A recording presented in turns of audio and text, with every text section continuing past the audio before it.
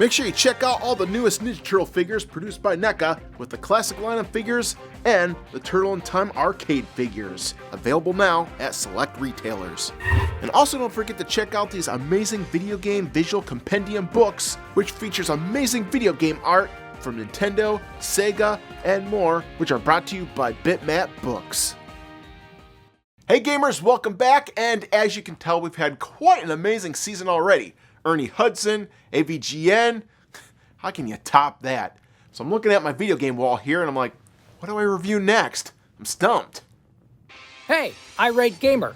This is Raphael of the Teenage Mutant Ninja Turtles. That is the OG Raphael of the Teenage Mutant Ninja Turtles. I would like you to do the following. Review the Ninja Turtles arcade game, dude. Whoa, Rob Paulsen on the Irate Gamer Show. Welcome, buddy. Hey man, it's Rob Paulsen, the voice of Raphael from the original Ninja Turtles about 172 years ago. I look pretty good for my age, don't you think? Well, that you do. So that is a great idea. So for this episode, yep, let's do it. The Ninja Turtles arcade game and my disdain for the NES version. Irate Gamer style, baby.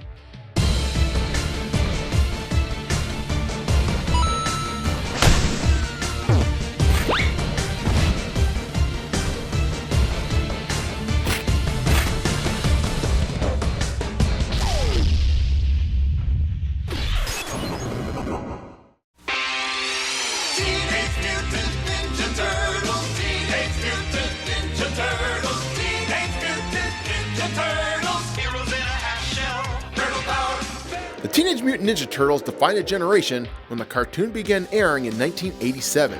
It was then that young boys around the country tuned in week after week, which resulted in a merchandising blockbuster. Tons of action figures exploded onto toy shelves, comic books based off the cartoon arrived in bookstores, and in 1989, the Ninja Turtles arcade game appeared in video arcades everywhere.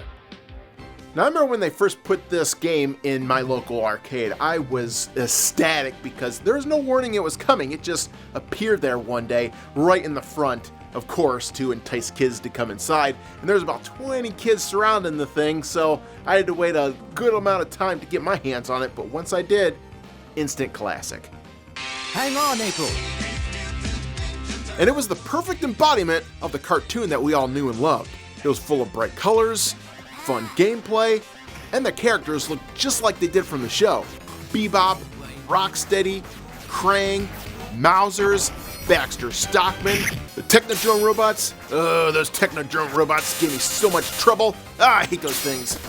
And the best part about this game was that you could play all 4 Ninja Turtles all at the same time with 4 joysticks.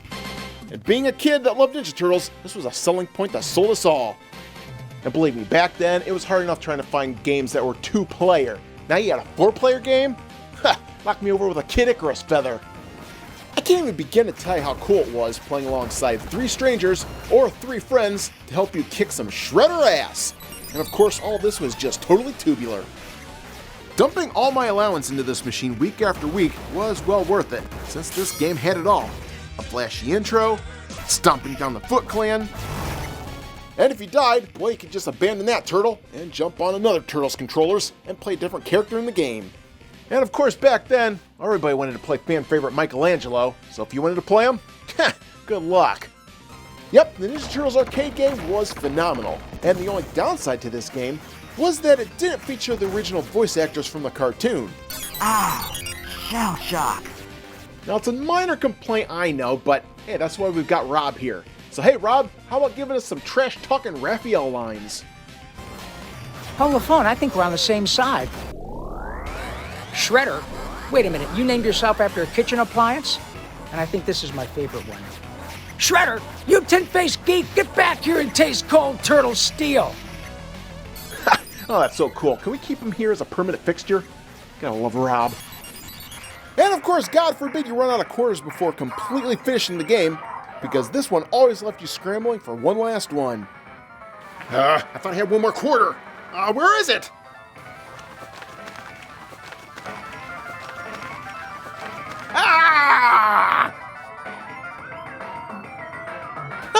No! Son of a bitch. So in the same summer that the Ninja Turtles arcade game was released, Konami also released Ninja Turtles for the NES. My favorite cartoon on my favorite video game system? Dear Santa, you better get me this shit for Christmas! Every kid I know wanted this game for Christmas, and they ended up getting it that holiday season because it was Ninja Turtles. You just had to have it. Because we all love the arcade game, but we really wanted a Ninja Turtles game that we could play in the comfort of our own home. And if we got that, well, things couldn't possibly go wrong, right? Yeah.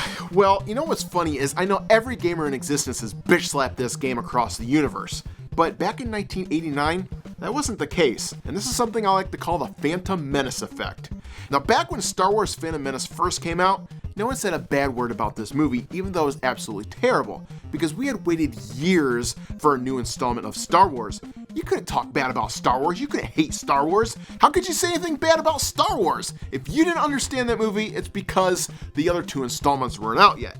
But of course, when the second movie came out and that was a piece of crap too, oh man, everybody lost their shit on that franchise. And that was the same exact thing that happened to the Ninja Turtles game.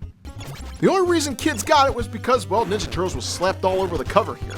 We all wanted to love this game, we knew it was a piece of shit, but nobody wanted to admit that it was a piece of shit, because this game was all we had for the NES. You couldn't just get away with calling the only Ninja Turtles game in existence an untantalizing terrible turd, because if this game didn't make sense and was too hard for you, well, that was your fault for not being good enough at it. And of course, as you know, this is the psychological sweeping it under the carpet bullshit that birthed the whole generation of angry video game reviewers. Because we let that angry pus-filled blister boil under our skin until it exploded out with a vengeance. Aw, fuck that seaweed! But this game wasn't all that bad though, because the beginning of it was actually pretty damn cool. Snazzy intro, catchy music, and the ability to roam around New York, jump into sewers to fight the Foot. Yep, things were off to a pretty great start here. But then the further you got, the weirder things became. Foot soldiers became killer bugs, Bowsers became ceiling jumping bugs, then walking eyeballs, and those weird ass floating eyeball faces with goatees? Huh?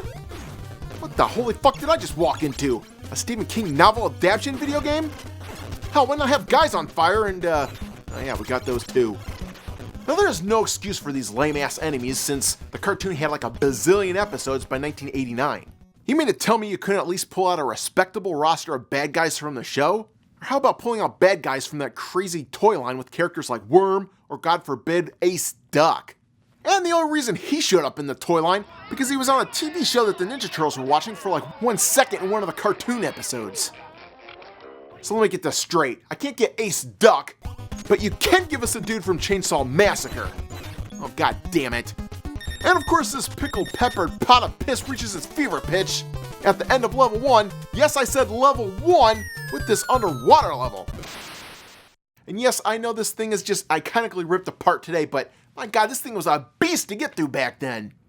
It's bad enough we have to disarm these bombs with that counter counting down, and avoiding obstacles like electrical circuits, and this twirling bullshit, but you'll also have to avoid getting too close to this Venus flytrap seaweed, as well as the Irate gamer dubbed Corridor Seaweed of Death. Ah! Ah! Fuck! My god, this level makes me shit a pixelated brick! I mean, come on, just look at the little pathway they give you to get through this thing. I'd have a better chance squeezing an elephant through a 4-inch dick hole! How do you go from arcade epicness to NES flush this shit down the toilet-ness? What a cowabunga piece of shit! Well, the death rate among Turtle fans must have skyrocketed that year, because 1 year later, well, Konami course-corrected their mistake by announcing a second installment. Cowabunga! And this time, they did the surprising move of porting their hit arcade game to the NES. Now, I remember when Nintendo Power broke the news that we were getting a new Ninja Turtles arcade game.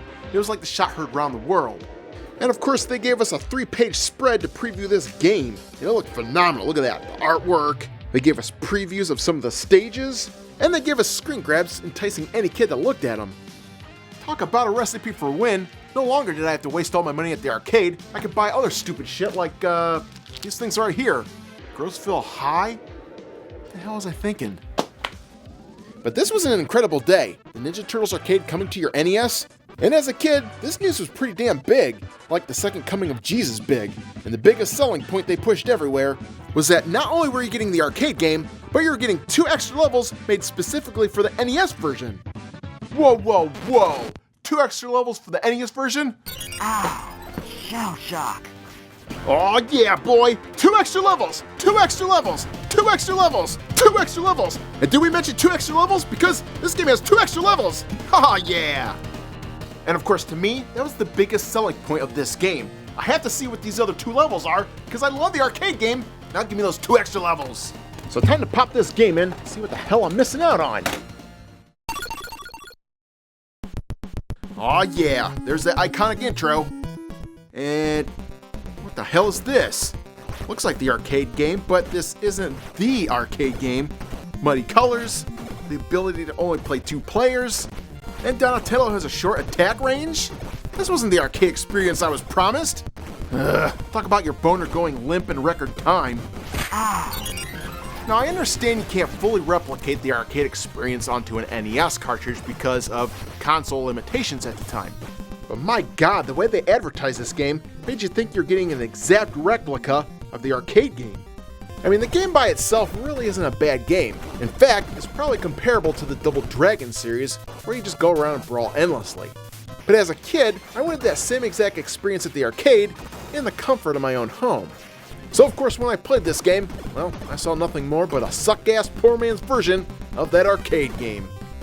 Look, I'll give them an A for effort, but this was not the Ninja Turtles that these guys were advertising. I mean, even in the Nintendo Power issue, they oversaturated the shit out of these pictures to make it appear that these stages had more color to them, which, well, they really didn't. Now, like I showed you previously, the coolest part of the arcade game was the freedom to pick any Ninja Turtle at the beginning or ending of your game. In the NES version, if you pick a turtle, well, you're gonna fight as that turtle, sleep as that turtle, die as that turtle, reincarnate as that turtle. Hell, your soul is fucking welded together with this turtle throughout a boundless eternity. Can you give me at least 1 second alone to eat my damn breakfast? Why call this the arcade game if you can't even select a different fighter after dying? What a piece of 2 cowabunga shits fused together. But what they lacked in picking your own player, well, they made up in marketing strategies, because now, Konami made it very clear that Pizza Hut was their advertising partner, since all through this game, you'll see their little logos all over the place. Wonder what other logos we can find throughout this game.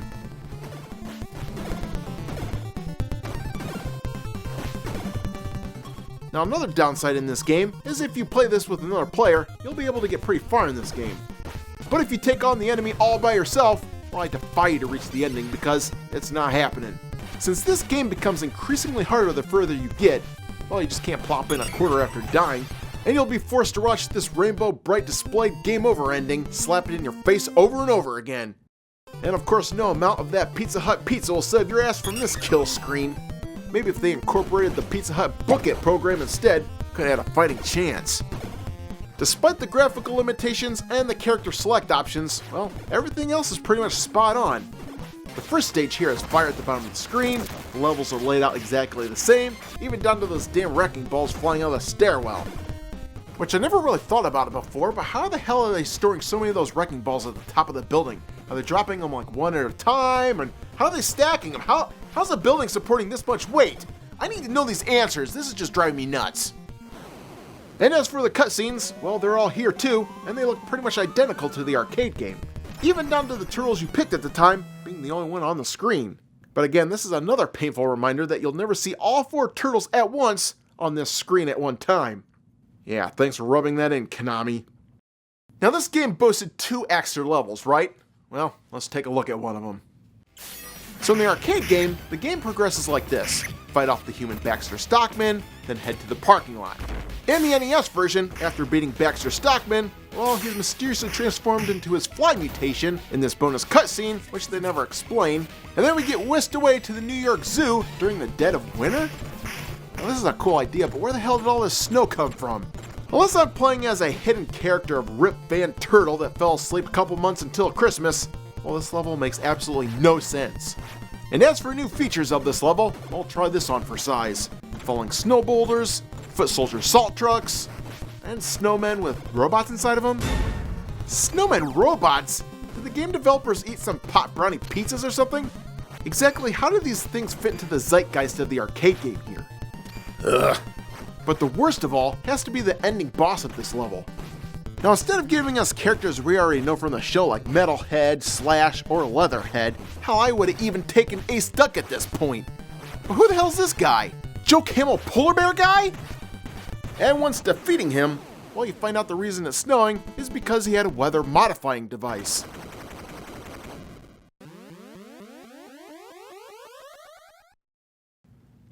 Yeah, that explains things. What a bunch of Christmas cowabunga snowflaking shit! And if we check out that second new level, which has been sandwiched between the bridge level and the Technodrome level, well, we find this level, which is called the Ninja Castle level. Now this could have been a really fun level as foot soldiers burst out of every scene in fun ways. But since they also stuffed this level with these pain-in-the-ass foot soldier floating robots and deadly paper tiger assholes, which flips my shit! Damn it! After magically popping out of the background, they unpredictably start jumping and prancing around the screen, and in order to fight them, well, you have to line up your turtle perfectly just to get a shot in at them. And sometimes, this can take hours to accomplish. Damn it. Damn it! Get back here! Ugh, I hate this damn tiger! And the worst part is you have to hit them like 50 times before they end up dying. Oh, come on, can't we just dial this back to hitting them 5 times before they die? Ugh, fuck this level, fuck this game, and fuck those tigers! Oh, no, you don't.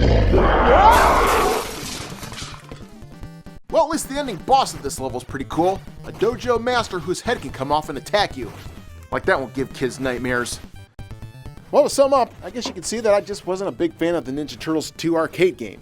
The sales for this game must have been pretty impressive because 1 year later, well, Konami came back with a third installment called the Manhattan Project, which they could have just called Ninja Turtles 3, the arcade game part 2. That had nothing to do with the first NES game, but that'd probably get a little confusing. And the best part about this game is that every complaint I had with the second one, well, they actually fixed it. Because after dying in this game, they actually give you the option of picking another turtle, just like the original arcade game. But the colors are much more vibrant, just like the original, and they even added in a whole roster of bad guys that kids know and love from the Ninja Turtles universe. Slash, Ground Chuck, hell, they even had Razar and Toka from the live-action movie. Yep, a great game, but damn it all, why couldn't we have all these features in the second NES game? Talk about kicking sand in my face. What a piece of cowabunga sand stuck in my ass shit. I wish I could tell you that the whole arcade game to console ports had a happy ending, but nope, never happened. Because when the Super Nintendo finally came along, well, Konami decided not to port the original arcade game to the console, but, well, its arcade sequel, Turtles in Time, instead. Now, I'm not sure why they did this, but of course when they transferred this over, they had to redo the numbering system and call this Turtles 4. Huh. And since the Super Nintendo had caught up with the gaming graphics at the time, well, Turtles in Time look identical to the arcade version, with the only exception of giving you 2 players to play at the same time instead of 4. But that's something I'm willing to overlook since this looks identical to the original. Now I'm really dumbfounded why Konami never gave us the arcade game on the SNES, because one would figure this would be a slam dunk. But I'm sure the main reason was probably because they didn't want to screw up their numbering system, because if they did release it, well, they'd have to call it Ninja Turtles number 5, and that would just screw everything up, right? What a piece of cowabunga jump the shark shit. Well, fast forward to today, and thankfully, the company Arcade 1-Up was able to deliver us an affordable reproduction of this iconic game we loved as a kid. And not only does it have the original arcade game, but Turtles in Time as well. And this, of course, is what I always wanted. 4 players, 4 joysticks. Doesn't get much better than that. So alright, Rob, there you go. My dedicated review and history of the Ninja Turtles arcade game. So what'd you think?